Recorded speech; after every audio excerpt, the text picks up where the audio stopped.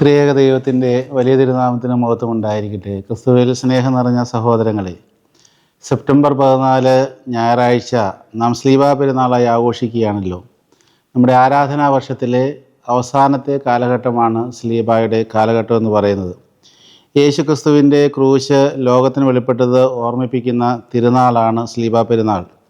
കുസ്തന്തീനോസ് ചക്രവർത്തിയുടെ മാതാവ് ഹെലനി രാജ്ഞി 4-ാം നൂറ്റാണ്ടിൽ കർത്താവിൻ്റെ കുരിശ് യെരുശലേമിൽ നിന്ന് കണ്ടെത്തിയപ്പോൾ അത് സഭാചരിത്രത്തിൽ വലിയൊരു ടേണിംഗ് പോയിൻ്റായിട്ട് മാറി.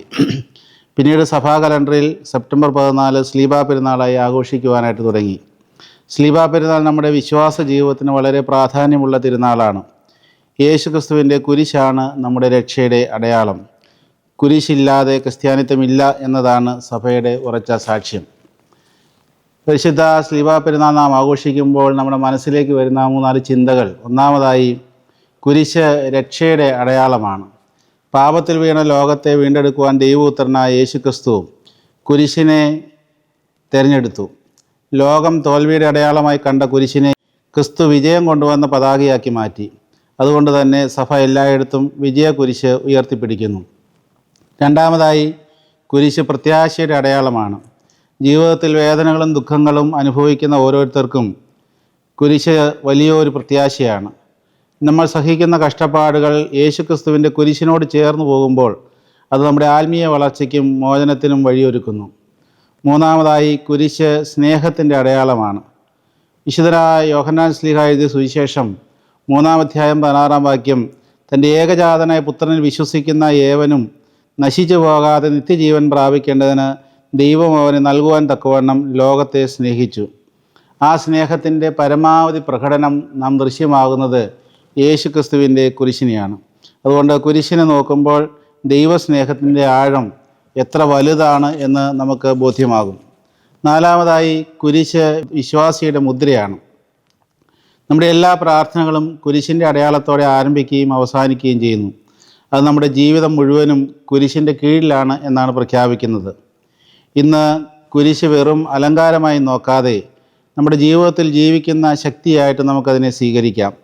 കുരിശ് നമ്മെ ദൈവത്തിങ്കിലേക്കും സഹോദരങ്ങളിലേക്കും നിത്യജീവനിലേക്കും നയിക്കുന്നു. പരിശുദ്ധനായ പൗലോസ് അപ്പോസ്തലൻ പറഞ്ഞതായ വാക്ക് ഗലാത്യ ലേഖനം 6-ാം അധ്യായം 14-ാമത്തെ വാക്യം, എനിക്കോ നമ്മുടെ കർത്താവായ യേശു ക്രിസ്തുവിൻ്റെ ക്രൂശിലല്ലാതെ പ്രശംസിപ്പാൻ ഇടവരരുത്. അവനാൽ ലോകം എനിക്കും ഞാൻ ലോകത്തിനും ക്രൂശിക്കപ്പെട്ടിരിക്കുന്നു എന്ന് നമുക്കും ഏറ്റുപറയുവാനായിട്ട് സാധിക്കണം. ഈ സ്ലീബാ പെരുന്നാളിൽ നമ്മുടെ പ്രത്യാശയും നമ്മുടെ ഏറ്റുപറച്ചിലും ഇതായിരിക്കണം: നമ്മുടെ കർത്താവായ യേശു ക്രിസ്തുവിൻ്റെ കുരിശിലല്ലാതെ പ്രശംസിക്കുവാൻ ഇടവരരുത്.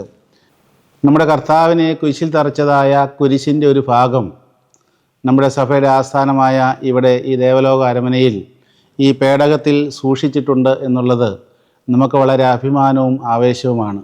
പ്രത്യേകിച്ച് കർത്താവിൻ്റെ കുരിശിനെ വണങ്ങുവാനുള്ളതായൊരു ഭാഗ്യം, അതിൽ നിന്ന് ഒഴുകുന്നതായ അനുഗ്രഹങ്ങളെ സ്വീകരിക്കുവാനുള്ളതായ വലിയ സൗഭാഗ്യം നമുക്ക് ഇവിടെയുണ്ട്.